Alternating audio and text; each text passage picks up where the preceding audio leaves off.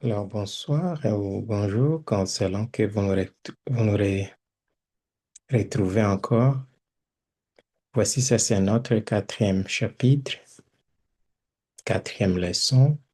Nous avions déjà parlé de la préparation, de la prévention, de la réponse et maintenant nous voulons parler de la récupération. Et peut-être euh, nous allons cumuler les deux, la récupération et la reconstruction. Alors, ça, c'est une étape très importante dans la gestion des catastrophes. Alors, c'est quoi la récupération? Ce sont ces mesures-là prises pour pouvoir ramener une communauté à des conditions normales. Alors, écoutez, quand la catastrophe arrive, quand la crise arrive, la crise rompt. La crise interrompt la vie normale des gens et c'est pour ça qu'on l'appelle normalement crise ou catastrophe. Et donc, nous devons savoir cela, que quand normalement il y a catastrophe, il y a rupture de la vie normale des gens. Et parce qu'il y a rupture de la vie normale des gens, alors, il va falloir que on prenne des mesures après la réponse qui est de 2 à 3 semaines. Après la réponse aux catastrophes, nous devons quand même amener les gens à ce qu'on appelle la récupération ou la construction. Et pour y arriver, il faut prendre des mesures pour amener cette communauté-là à des conditions normales ou même quasi normales, parce que normalement, la vie comme elle était auparavant, on ne va plus la ramener telle qu'elle était. Alors, y compris normalement le rétablissement des services de base et la réparation des dommages physiques. Quand on parle de dommages physiques, c'est soit des routes ont été endommagées, des structures d'utilité publique ont été endommagées, par exemple des hôpitaux, des écoles, ainsi de suite, on doit quand même penser à les réhabiliter. Et aussi, c'est pas simplement des dommages physiques ou même socio-économiques, par exemple, dans notre cas, les marchés. Sous d'autres cieux, ce sont des supermarchés, mais dans notre cas, ce sont des marchés publics, par exemple, ou même des magasins qui ont été endommagés par la catastrophe. Et donc, les actions de rétablissement typiques comprennent normalement les nettoyages des débris, c'est-à-dire on commence à nettoyer les débris et souvenez-vous qu'il y a cette équipe-là qui doit être impliquée, engagée dans ces services-là. Alors, il y a l'aide financière aux individus et au gouvernement. Il y a la reconstruction des routes. Quand je parle de l'aide financière, nous entendons toujours des aides qui viennent des pays étrangers pour venir en aide aux vulnérables et aux zones sinistrées. On est en train de... Il y a par exemple, quand il y a eu la guerre à Kisangani, il y a l'Ouganda qui a été normalement, qui a payé les dommages que son armée a causés là-bas. Et vous en connaissez peut-être la suite. Mais c'est du point de vue financier. Alors, il y a la reconstruction normalement des routes, des ponts, des installations clés, ainsi que des soins de masse soutenus pour normalement les populations humaines et animales déplacées. Alors, il y a certaines exigences majeures. Mhm. Il y a des exigences majeures pour une récupération efficace et nous allons en parler. Et la première, ce sont des discussions avec les agences d'aide internationales qui devront avoir lieu. Vous allez vous souvenir que dans notre leçon passée de la réponse, il doit y avoir une coordination de toutes ces organisations-là qui sont impliquées à amener la réponse lors d'une catastrophe. Il doit y avoir une coordination bien musclée, une coordination bien coordonnée, des organisations. Alors, il y a les aspects normalement de l'assistance internationale liés au temps des rétablissements qui devront peut-être consacrés, qui devront peut-être être consacrés à des réunions d'assistance et aussi à des négociations.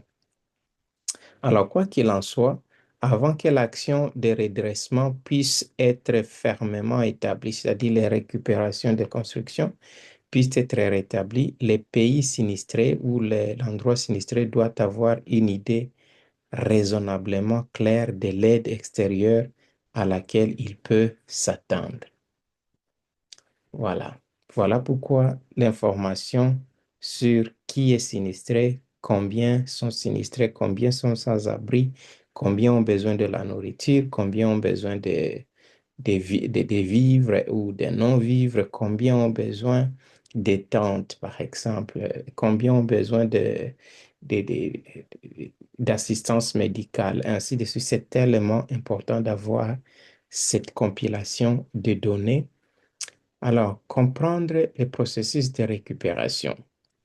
Alors, les ministres, leurs conseillers et toute autre personne concernée par la formulation et l'orientation des programmes de relèvement, alors, ils doivent parfaitement comprendre la reconstruction et la réhabilitation communautaire à long terme. C'est-à-dire, oui, il y a eu catastrophe aujourd'hui. Déjà, les organisations ressources, comme on les disait, doivent commencer déjà à penser à une récupération et une reconstruction à long terme. Alors, le processus de récupération est donc complexe et étendu. Il faut le savoir, il faut comprendre ça. Ce n'est pas quelque chose qui se fait un jour ou 2 jours, c'est vraiment un processus qui est complexe. Cela peut générer une multiplicité de problèmes, dont certains nécessiteront des modifications de plans initiaux à mesure que les relèvements progressent. Donc, à mesure qu'on est en train d'amener les gens à cette étape-là, à récupérer leur vie, à passer à autre chose, normalement, les plans peuvent changer au fur et à mesure. Ainsi, les décideurs de haut niveau doivent être prêts à adopter une attitude flexible envers la mise en œuvre des politiques afin de produire les meilleurs résultats. Vraiment. Il est donc également important de garder à l'esprit que les relèvements, c'est-à-dire la récupération après une catastrophe, offrent des opportunités d'amélioration nationale. Oui, les gens doivent apprendre. Ils doivent donc apprendre ils doivent donc apprendre des erreurs, ils doivent donc apprendre de ce qui est arrivé pour mieux se préparer. Il faut vraiment tirer des leçons. Si on ne tire pas des leçons d'un événement, c'est que on est loin vraiment de se développer et de changer les choses. Donc parfois, appeler syndrome de la catastrophe comme bénéfice. Alors, le syndrome de catastrophe, c'est quoi? C'est quand vous tirez des leçons d'une catastrophe précédente. Il y a les 4 éléments de la récupération que nous devons garder à l'esprit. Il y a la récupération communautaire, y compris récupération psychologique. Ça, gardez en esprit, nous allons en parler en profondeur. Il y a la récupération des infrastructures, c'est-à-dire les services et les lignes de vie. Quand nous parlons des services et lignes de vie, nous voyons les lignes de transport, de communication, ainsi de suite.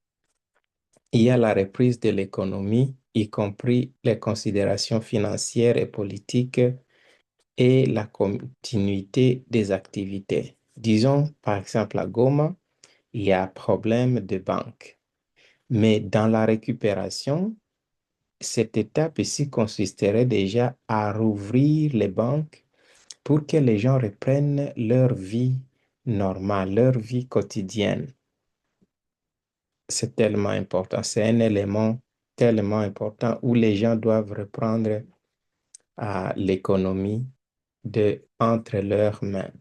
Il y a aussi la récupération de l'environnement, c'est-à-dire s'il y a eu éboulement et que tous les arbres ont été emportés, on doit déjà commencer à replanter d'autres arbres. Par exemple, si les eaux ont été infectées, alors c'est le moment maintenant de commencer à désinfecter la rivière ou le lac, et ainsi de suite. C'est tellement important. Il y a donc la récupération des communautés, il y a la récupération des infrastructures, il y a la reprise de l'économie et aussi la récupération de l'environnement. Alors, c'est quoi la reprise communautaire? Avons-nous considéré les besoins spécifiques de notre communauté? Voilà la question qu'on doit se poser.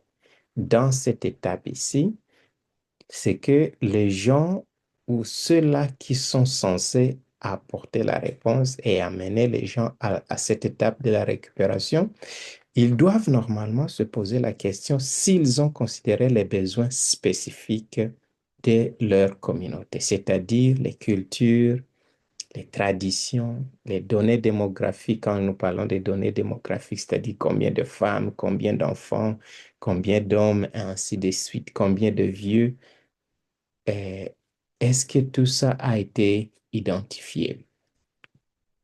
C'est aussi se poser la question, quels mécanismes et ressources seront nécessaires pour contribuer au rétablissement psychologique de la communauté. Je vais vous parler dans une autre leçon, je vais vous parler des conséquences psychologiques des catastrophes. Nous allons en parler ensemble. Mais dans la récupération, nous devons quand même nous poser des questions. C'est quoi les mécanismes et aussi c'est quoi les ressources qui seront nécessaires pour contribuer au rétablissement psychologique de la communauté?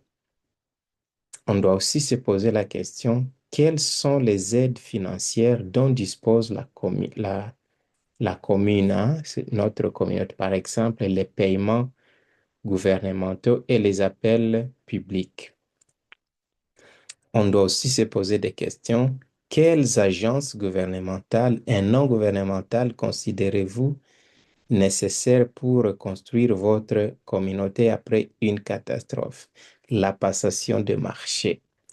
Ça, c'est un point vraiment sensible pour passer à la reconstruction de routes, des ponts, des écoles, des hôpitaux, des bâtiments, des structures à usage public, par exemple. C'est tellement important de savoir c'est quoi ça, c'est quoi les agences gouvernementales ou non gouvernementales qui seront impliquées dans cela. On doit aussi se poser la question, quels seront probablement les besoins médicaux et sanitaires de la communauté après cette catastrophe? Après avoir apporté la réponse, ce sera quoi les problèmes les besoins plutôt médicaux et sanitaires de la communauté. Important. Alors, le deuxième élément ou la deuxième étape, ce qui est la récupération des infrastructures, on se pose des questions suivantes. Comment allons-nous assurer le rétablissement des services essentiels? Est-ce que nous avons encore des bus? Est-ce qu'il y a un train? Est-ce qu'il y a les bateaux? peuvent encore commencer à opérer le jour et la nuit, ainsi de suite. Comment notre communauté accédera-t-elle aux services essentiels? On se pose aussi la question, comment allons-nous assurer ou faciliter le rétablissement des conditions de vie et de la sécurité du logement? S'il y a eu euh, des maisons qui ont été endommagées, des logements des gens, des maisons d'habitation des gens ont été endommagées, on doit se poser la question comment on doit faciliter, assurer et faciliter la réhabilitation des conditions de vie et de la sécurité du logement. Alors, on se pose aussi la question, comment allons-nous reconstruire nos infrastructures communautaires, les bureaux du quartier, les bureaux de la commune, les bureaux de la cellule, les bureaux provinciaux, et ainsi de suite. Comment est-ce que nous allons reconstruire les infrastructures de nos communautés? Alors, comment allons-nous aussi communiquer avec notre communauté et les agences externes? Parce que souvenez-vous, la communication, elle est importante pendant une catastrophe. Et souvenez-vous que je dis, il faut une chaîne de communication parce que cette cellule qui est chargée de la réception de l'information, l'analyse de l'information et la transmission de l'information doit travailler en collaboration avec la cellule de réponse et aussi la cellule de récupération. C'est cette coordination-là qui rend les choses beaucoup plus efficaces. Il y a la réponse économique, la reprise économique. Alors, on se pose les questions suivantes. Quel impact une catastrophe aura-t-elle sur la sécurité d'emploi dans notre communauté? Alors, une entreprise a été endommagée. C'est quoi le problème? Il y a eu la guerre dans notre région et les gens n'ont plus comment payer les agents. Nous devons nous poser toutes ces questions-là. Nous avions entendu à un moment donné qu'après la guerre, le nouveau gouverneur qui était installé à Beni a fait appel à tous les agents, même qui étaient déjà à Goma, les agents de l'État qui étaient déjà à Goma, d'aller à Beni. Et les gens ont fait des mouvements de Goma à Beni, tellement important que les gens sachent cela. Alors, on se pose cette question-là, c'est quoi l'impact d'une catastrophe sur la sécurité d'emploi dans notre communauté, c'est-à-dire à la fois pour les membres des déplacés de la communauté et les bénévoles dans le processus de rétablissement. Quand on était à Goma, il y a les gens qui ont fui des Rutshuru, qui étaient fonctionnaires de l'État et qui s'étaient retrouvés parmi les déplacés à Goma. Alors, il fallait que l'État trouve un autre statut pour eux parce qu'ils avaient déjà, euh, ils étaient considérés comme ils avaient perdu leurs emplois dans les régions dans lesquelles ils étaient affectés. Maintenant, ils se retrouvaient comme des réfugiés, des déplacés à Goma. On doit se poser la question, quels mécanismes et ressources seront nécessaires pour aider et assurer la reprise économique de la communauté? On doit se poser toutes ces questions-là. Qui doit être impliqué dans le rétablissement de la validité économique dans notre communauté? C'est qui doit être impliqué dans le rétablissement de cette validité économique dans notre communauté? Tellement important. Et puis, on passe à l'étape de la récupération environnementale parmi ces quatre étapes dont nous avons parlé. Et les questions qu'on se pose, c'est quelles sont les questions, c'est-à-dire quelles questions devons-nous prendre en compte lors de la préparation et de la gestion des dommages environnementaux causés par une catastrophe. Qui doit être impliqué dans ce processus? Ce n'est pas parce que tout le monde euh, doit planter des arbres en désordre. Non. Il doit y avoir un plan, il doit y avoir une structure, il doit y avoir une étude sur l'impact environnemental de la catastrophe sur l'environnement. Passons à l'étape suivante. Il y a le principe de reprise et après sinistre et de reconstruction. La reprise, là, nous parlons de la récupération. Il y a trois phases qui décrivent normalement ce qui arrive après l'impact dans la communauté affectée. Il y a la phase d'urgence. Nous allons un peu le voir ici. Il y a la phase d'urgence. C'est quoi la phase d'urgence?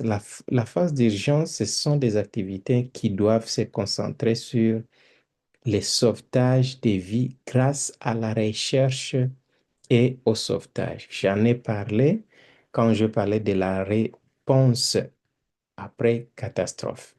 Il y a cette cellule-là, il y a cette équipe-là de sauvetage, de recherche et de sauvetage. Et ce n'est pas n'importe qui. Il y a l'équipe qui doit être prête pour administrer les premiers secours. Il y a l'assistance médicale d'urgence. C'est pourquoi pendant des catastrophes, il y a toujours des cliniques mobiles, par exemple. Et plus généralement, à l'évaluation des catastrophes. Donc, les efforts commencent immédiatement pour réparer les installations critiques, rétablir les communautés ou les communications et les réseaux de transport et, dans certains cas, évacuer les résidents de zones encore vulnérables à de nouvelles catastrophes. Quand il y a eu volcan à Goma en 2022, en mai 2022, alors les gens ne savaient pas que après l'éruption volcanique, il suivrait des tremblements de terre récurrents. Alors les gens sont restés dans leur maison, quoique parce qu'ils ne savaient pas et personne ne leur donnait aucune information là-dessus. Alors les gens sont restés dans leur maison, mais beaucoup ont perdu la vie, mais beaucoup sont devenus euh, euh, ont connu des problèmes parce qu'il y a eu des tremblements récurrents et personne n'évaluait pas, n'évaluait pas normalement l'impact de ces, ou la récurrence même de ces tremblements. Ça, c'est la phase d'urgence. C'est là, tout le monde est là au niveau d'alerte maximale.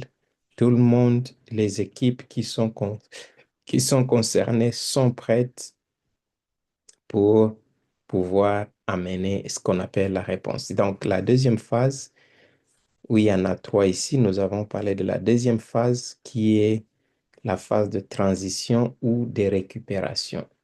Alors, on doit passer par l'urgence à une phase de récupération. Et cela, pendant cette phase-là, les gens retournent au travail. Ils réparent les bâtiments et les infrastructures endommagées. Ils lancent d'autres actions qui permettent à la communauté de revenir à sa normale, à sa vie normale, le plus rapidement possible. Parce que vous vous souvenez que la crise est définie comme un événement qui, normalement, vient rompre la vie normale des gens. Alors, qu'est-ce que font les victimes? Commencent à se rétablir émotionnellement et peuvent souffrir de dépression et des troubles post-traumatiques. Là, vous entendez les gens dire tulishachoka, niko traumatisé. Quand la personne réalise normalement ce qui est arrivé, l'impact, les niveaux du dégât, les gens commencent à souffrir des troubles post-traumatiques. Il y a l'étape suivante. Il y a l'étape suivante, ce qui est la phase de reconstruction. Voilà. Alors, cette phase de reconstruction se caractérise par la réorganisation physique des communications, des services publics, des routes et de l'environnement général.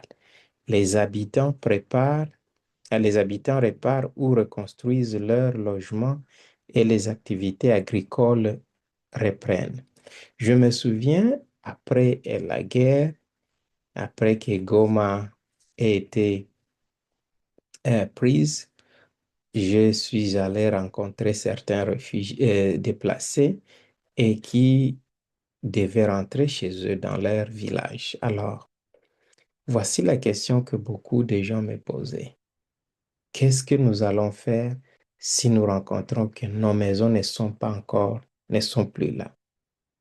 Voyez déjà ce que ça donne, l'image que ça donne, l'image que la personne a dans sa tête.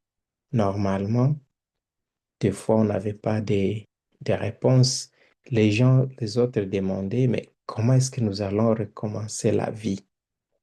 Si j'avais une houe, j'avais une machette et je n'en ai plus, je n'ai pas non plus de semences, ni narudia mushamba, qu'est-ce que je vais faire dans le champ?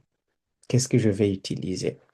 Alors, il y a aussi la participation communautaire qui est essentielle à la planification de la phase de réhabilitation, car la population normalement locale comprend mieux ses propres besoins et les problèmes qui créent ces besoins-là. Il faut toujours comprendre, entendre la population. Voici les trois phases de récupération. Alors, il y a la base d'information sur le rétablissement. Une condition préalable est essentielle à une action de rétablissement est la disponibilité d'informations adéquates et pertinentes. Cet élément-là sur l'information, ça va revenir toujours.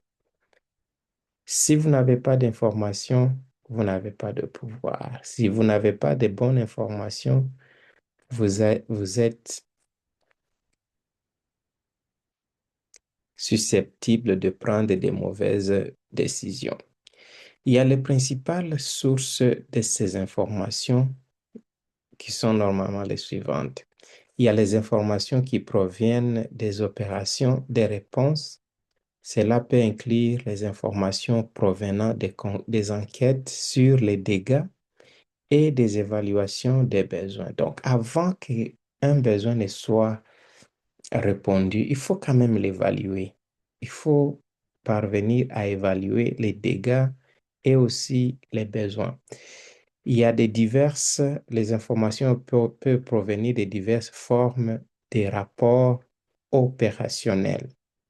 C'est pas tout le monde, ce n'est pas n'importe qui a l'information réelle. Donc, l'information peut venir des rapports départementaux et autres sur l'achèvement de la phase d'urgence ainsi que des rapports similaires émanant des ONG. Il faut toujours exploiter ces documents, c'est tellement important.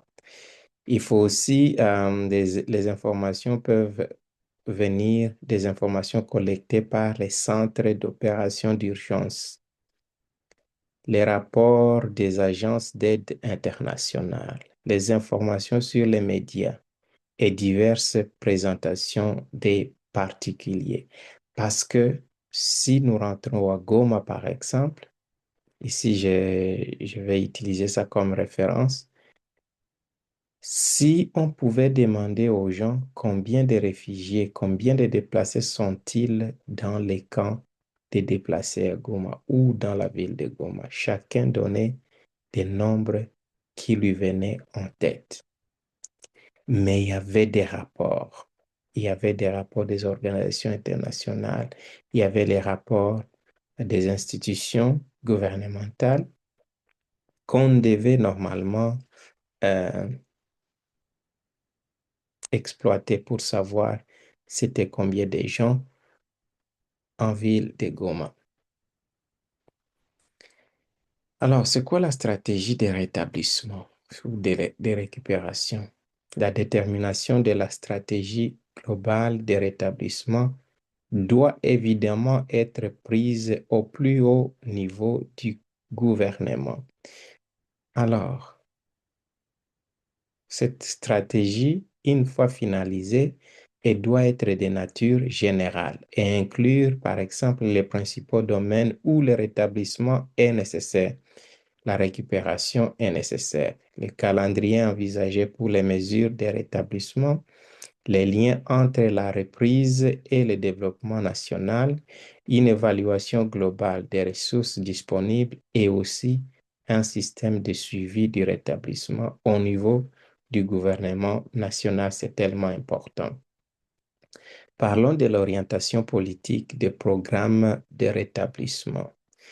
Il est important normalement de s'assurer que l'orientation politique de programme de rétablissement est clairement établie et définie.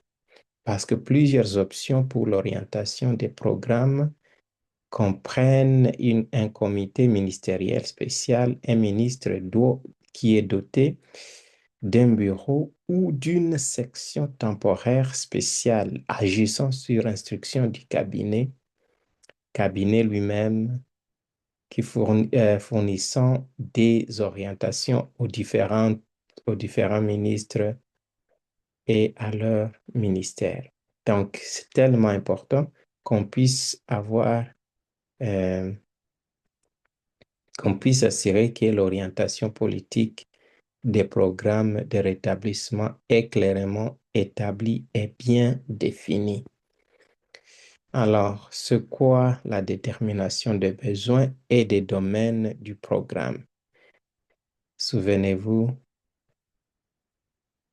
pour amener les gens à un bon rétablissement, à une bonne récupération, on doit savoir analyser, on doit savoir comprendre leurs besoins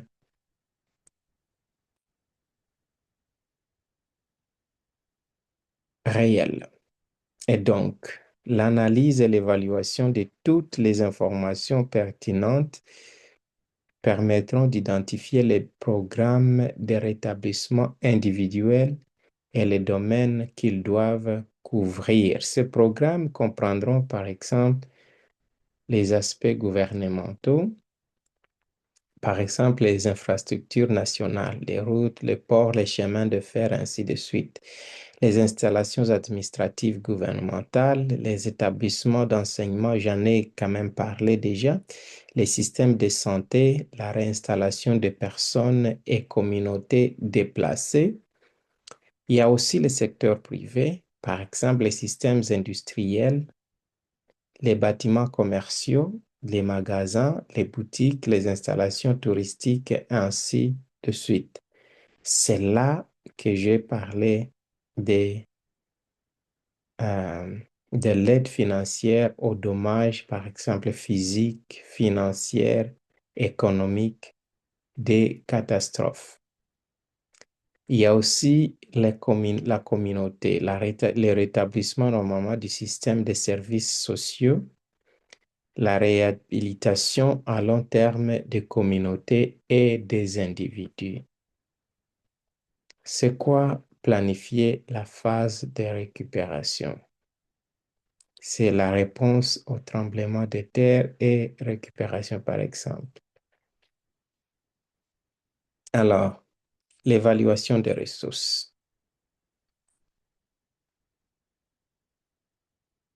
Alors, la plupart des programmes de redressement, en particulier ceux qui concernent une reconstruction majeure, ont tendance à être coûteux. Oui, oui. Supposons qu'il faut reconstruire une route, une prison qui a été brûlée, endommagée.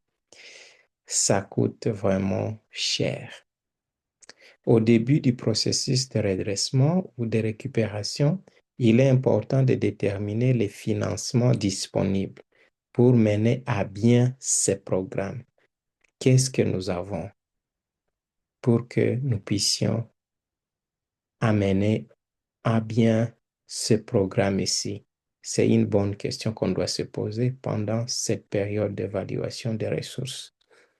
De même, une évaluation de ressources telles que l'équipement, le matériel, le personnel qualifié doit être réalisée. Il ne faut pas simplement aller amener les charlatans, leur donner du travail et puis après un certain temps, le travail n'est pas fait.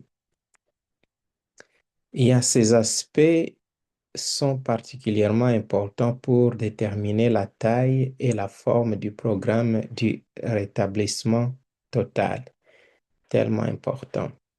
Il y a l'assistance internationale en cas de catastrophe. Nous sommes dans la récupération. Alors, l'assistance internationale en cas de catastrophe est généralement généreuse, en particulier dans les cas de catastrophes graves. Généreuse veut dire qu'il n'y a pas d'intérêt, hein? Le gouvernement ne doit pas rembourser cet argent-là avec intérêt, par exemple. Il est également inestimable dans les programmes de rétablissement où il prend généralement les formes suivantes: dons financiers directs, subventions ou crédits, équipements et matériaux, la mise en œuvre du projet. Par exemple, un pays étranger entreprendra un programme de reconstruction d'écoles ou de restauration d'un quai, par exemple. Alors, quand je parle du quai, je parle d'un port. Alors, les agences sociales internationales ou les organismes religieux aideront leurs homologues dans les pays sinistrés. Voilà, si le Congo a un problème de catastrophe, par exemple, les hommes religieux, les pasteurs rwandais ou ougandais, ou même burundais ou tanzaniens peuvent dire: nos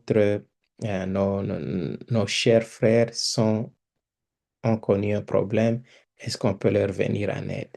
Si c'est le Rwanda qui a le problème, les pasteurs congolais disent: nous, en tant qu'Église congolaise, nous allons assister nos frères qui sont au Rwanda ou en Ouganda ou dans d'autres pays, selon le cas. Décision et priorité du programme. Les gens, on doit quand même savoir qu'il doit y avoir une priorité quand on parle des programmes. Donc, le plus tôt possible dans le processus de rétablissement, des décisions fermes doivent être prises sur les types de programmes à mettre en œuvre et les priorités qui devraient s'appliquer aussi. Tellement important, c'est quoi les types de programmes à mettre en œuvre? C'est quoi les priorités qui devraient aussi s'appliquer? La gestion et le suivi du programme. Une gestion efficace et un suivi des progrès des programmes de rétablissement sont essentiels, en particulier si ces programmes sont complexes et nombreux. Oui, on peut se heurter à un type de catastrophe qui a des dégâts énormes, qui a causé des dégâts énormes. Et parce qu'il a causé des dégâts énormes, cela pourra, lors de la récupération et de la reconstruction, cela pourra générer aussi la multiplicité des programmes, c'est-à-dire des programmes nombreux, la complexité aussi dans la gestion du programme. Alors, cependant, les gouvernements peuvent choisir autrement en choisissant les programmes et systèmes les plus anciens en raison de leur simplicité. Ils sont mieux compris. Alors, c'est quoi la poursuite des programmes de secours d'urgence? Il est important que les programmes qui succèdent à la phase d'urgence, par exemple les programmes d'alimentation d'urgence, continuent de bénéficier de la priorité nécessaire. Franchement, la santé des gens, elle est importante. Et c'est là, la priorité doit être donnée à ce programme-là.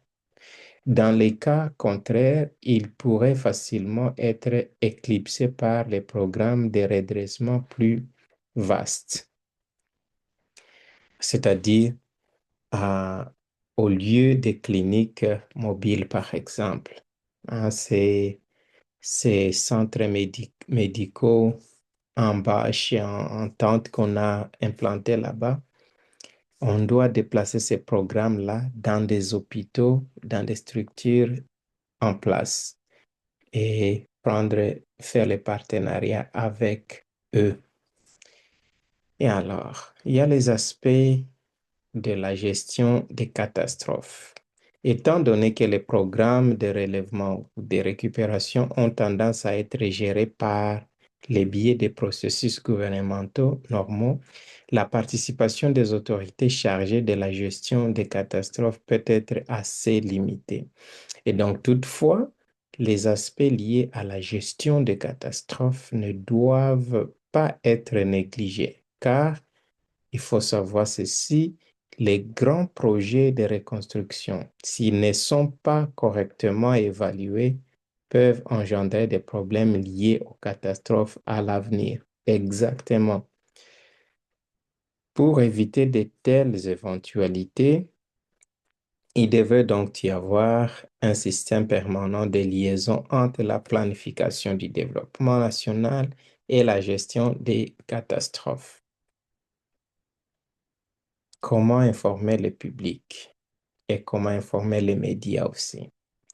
Il est évidemment souhaitable que le public et les médias soient tenus correctement informés des différents aspects des programmes de redressement, tellement important. Des dispositions spéciales peuvent donc être nécessaires pour organiser des séances d'information et d'autres diffusions d'informations. Il y a les facteurs humains dans les rétablissements. Comprendre les effets des catastrophes sur les humains. L'aspect psychologique, nous allons en parler. L'aspect physiologique, nous allons en parler. L'aspect psychologique, on va aussi en parler. Il y a aussi les effets sociologiques de la catastrophe. C'est quoi les attitudes des victimes des catastrophes? Nous mettrons en avant 5 attitudes. 1. Il y a d'abord la manifestation dévastatrice d'un choc général et d'un certain engourdissement ou d'une incapacité à comprendre toutes les implications de la situation. Deux fois, la situation elle est complexe pour, jusqu'au point où les gens ne comprennent pas ce qui est en train de se passer. Alors ça, c'est d'abord l'attitude, les gens vraiment, ils manifestent euh, il y a une manifestation dévastatrice, c'est-à-dire ils sont dévastés par le choc général de ce qui s'est passé. Il y a deuxième réaction ou la deuxième attitude, c'est la réalisation d'une recherche parmi les décombres d'objets spécifiques, objets qui étaient destinés à l'individu. C'est-à-dire quelqu'un a déjà perdu quelqu'un de la famille et puis, cette équipe-là de recherche et de sauvetage vient dans les décombres et puis retrouve par exemple la photo et on l'amène à la famille. déjà ça génère des émotions et ainsi de suite. Il y a la rationalisation, c'est-à-dire pourquoi cela m'est-il arrivé. Les gens veulent comprendre pourquoi ce qui est arrivé est arrivé. Par exemple, la personne priait, dit, mais j'ai prié, pourquoi, mais pourquoi ceci m'est-il arrivé? À part cette rationalisation, il y a l'accusation de personnes qu'ils considèrent comme responsables de leur souffrance. Les gens commencent à dire, si ceci nous est arrivé, c'est à cause de tel. Si ceci nous est arrivé, c'est à cause de tel. Et c'est là que certains gens disent qu'en Afrique, par exemple, quand quelqu'un est mort, on demande qui l'a tué. Sous d'autres cieux, par exemple, quand quelqu'un est mort, on demande qu'est-ce qui l'a tué. Ce sont deux questions différentes ou devant deux individus différents. Et puis la cinquième attitude des sinistrés ou des victimes aux catastrophes, c'est que les gens qui s'accumulent deviennent souvent avares. Oui, ils désirent des choses qu'ils ne peuvent pas se permettre. C'est là que nous avons entendu des histoires où les gens achètent des jetons dans les camps de déplacés. Ils veulent accumuler tout pour eux-mêmes et les gens deviennent plus avares et c'est un problème vraiment sérieux. Alors, parlons de la localisation de communautés ou de groupes de personnes, par exemple dans des circonstances telles que la perte totale des terres et des habitations de subsistance, par exemple traditionnelles, en raison d'un tremblement de terre, les glissements de terrain, les érosions euh, des montagnes majeures. Il y a les dommages répétés, par exemple, ou destruction des zones d'habitation par des inondations persistantes. L'évacuation. Alors, l'évacuation est généralement une mesure de réponse. Oui, nous en avons parlé, du moins en premier lieu. Pourquoi en premier lieu? Parce que nous avions dit que si l'équipe qui est chargée de la réponse trouve que la catastrophe menace de revenir, ils peuvent justement après réponse décider d'évacuer le reste de la population de la communauté des zones sinistrées. Nous voyons aussi ces effets qui se répercutent souvent sur les aspects de gestion des catastrophes de la récupération. Maintenant, parlons de la réinstallation.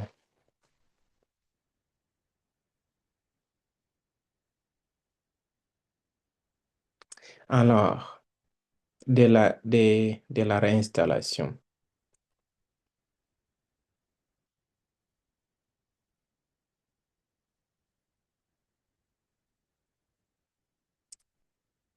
Nous devons donc, chers frères et sœurs, dire que les conséquences ou les résultats macabres continueront probablement à peser sur la réinstallation générale des communautés vers un mode de vie normal, tellement important. Nous venions donc de dire que il y a les gens qui souffrent des troubles post-traumatiques juste après la récupération. Quand les gens rentrent dans leur maison, ils commencent à reconstruire, ils commencent à réaliser la, l'ampleur des dégâts. Et donc, il y a Problème. Donc, pendant la période de rétablissement, les personnes peuvent souvent être affectées pendant de longues périodes par des blessures corporelles. Nous allons en parler, des traumatismes, le deuil familial, la perte des biens et des biens, les dommages aux habitations et moyens de subsistance réduits. Parlons aussi des ressources pertinentes pour les programmes de rétablissement. Les ressources les plus pertinentes pour les programmes de rétablissement peuvent être résumées ici. Les ressources, normalement, euh, il y a les organismes ressources responsables de la mise en œuvre des programmes de rétablissement. Les niveaux des plans et exigences différentes. Il y a trois niveaux sont pris en considération lors de l'établissement, de l'élaboration des plans de rétablissement. Au niveau national, le plan portera probablement largement sur la coordination, la mobilisation et le déploiement des ressources nationales. Nous allons aussi voir les demandes d'assistance internationale. Il y a aussi les plans intermédiaires, donc au niveau national, les plans qui portent largement sur la coordination. Il y a aussi les plans intermédiaires qui aura donc tendance à être une projection plus petite du plan national et puis au niveau communautaire. National, intermédiaire, comme on pouvait dire, national, provincial et au niveau de la commune ou du quartier ou du village ou de la localité. Au niveau communautaire ou local, les plans tendent évidemment à couvrir une série de contre-mesures détaillées. Les formats des plans.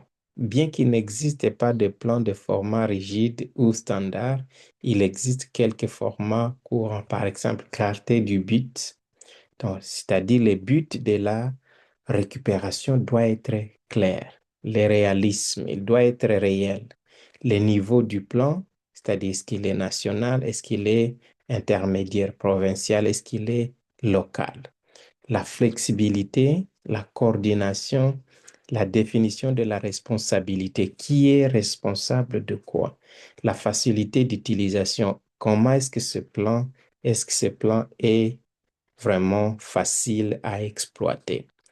Quand il y a des composantes du plan, la viabilité, les points de contrôle. Alors, le processus de planification. Garder l'objectif du plan clair, tellement important. Faire circuler un mémorandum à toutes les personnes impliquées. Vous vous souvenez, quand nous avons parlé de la préparation, vous devez passer par des campagnes de sensibilisation. Les communautés doivent être impliquées dans tout, à tous les niveaux. Il ne faut jamais oublier que la planification est un processus coopératif. Je viens d'en parler ici. Il y a les domaines critiques de la planification. Alors, certains pièges peuvent s'appliquer à la planification et les suivants ont déjà été cités. Les plans deviennent obsolètes. J'ai cité ça quand je parlais de la réponse, donc inefficace. Les plans peuvent être nominalistes et donc manquer de pertinence. Les plans peuvent devenir inappropriés en raison de changements de l'organisation gouvernementale ou de causes similaires. Maintenant, il y a la pression de la crise. Rappelez-vous, les catastrophes sont généralement désagréables et sales. Elles sont aussi perturbatrices. Voilà pourquoi elles sont appelées catastrophes. Et elles sont désagréables. Alors, la pression de crise générée par l'impact d'une catastrophe a toutes sortes d'effets indésirables. Par exemple, cela peut provoquer la perte ou la perturbation majeure des communications vitales, destruction ou disponibilité retardée des ressources prévues, par exemple les transports, fournitures, des secours, la perturbation du système même qui a été conçu pour faire face aux catastrophes, c'est-à-dire l'organisation de lutte contre les catastrophes et à la gestion de la formation. Il est généralement admissible la gestion efficace de l'information, la plus haute importance si l'on veut réussir à réagir en cas de catastrophe. Le fonctionnement efficace du cycle d'information sur les catastrophes comprend l'information dedans, évaluation où euh, il y a l'évaluation, il y a la prise de décision et la diffusion de l'information. Nous en avons parlé lors de la réponse. Définition des responsabilités.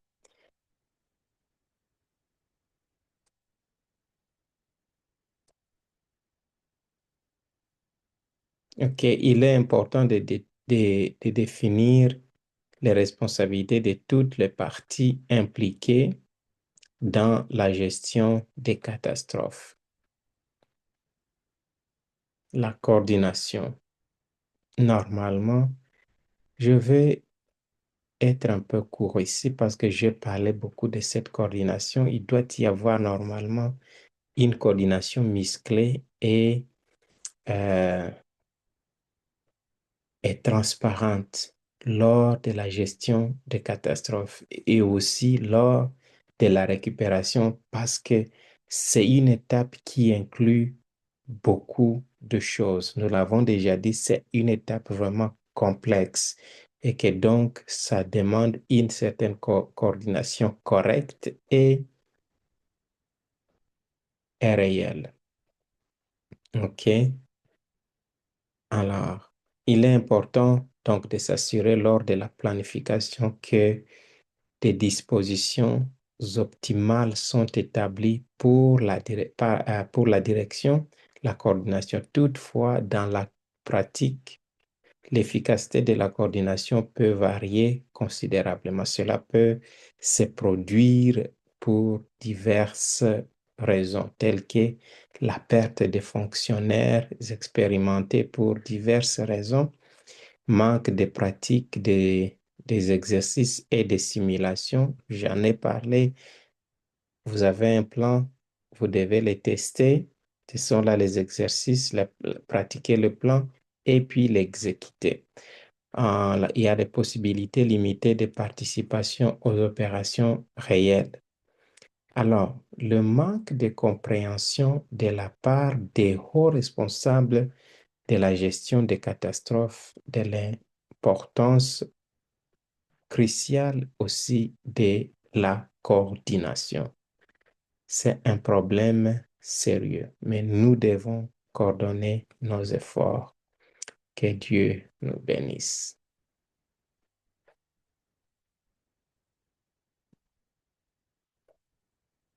Voilà.